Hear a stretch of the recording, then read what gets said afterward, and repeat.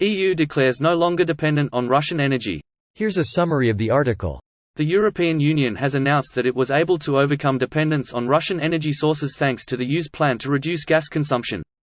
Over the past year, Europe has realized its ambitions according to the plan to end dependence on Russian energy. Now we can say that we are no longer dependent on them, said Tim McPhee, European Commission spokesman, at a briefing. According to him, the EU has stopped importing Russian coal. The EU plan to reduce gas consumption for all the European Union by 15% to cope with the gas crisis due to the war with Russia, began to operate last year in August. According to the plan, EU countries had to cut gas use by 15% from August to March, compared with their average consumption in the same period during 2016 to 2021. This year, the European Commission decided to offer the EU countries to voluntarily continue reducing gas consumption by 15% in the future. On May 24, the European Commission recommended that all EU governments end support measures for energy prices by the end of this year to keep public finances in check and stay in line with proposed new fiscal rules in 2024. This post received a score of 10,000, with an upvote ratio of 97%. Here are the top comments in response to this article. Putin unifying EU further and boosting renewable energy installations. NATO spending is also sky high now. Lovely self-fulfilling prophecy for him.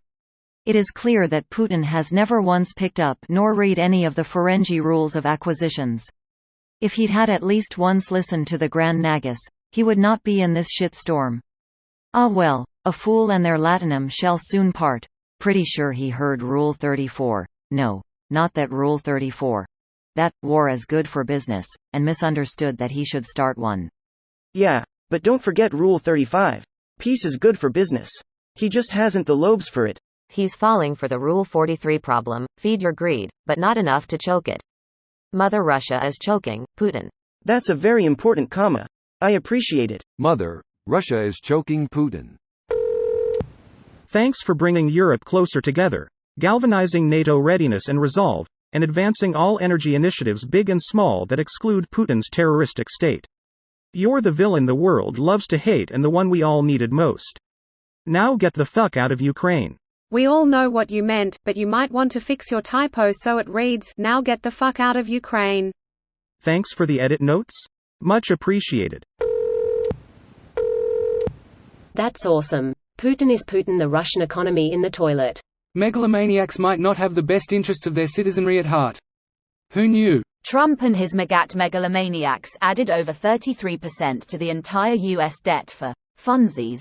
Read massive tax breaks for the rich during his presidency, and now they are holding the U.S. world economy hostage by refusing to pay for things already authorized and bought by previous Congresses because they are now worried about the debt.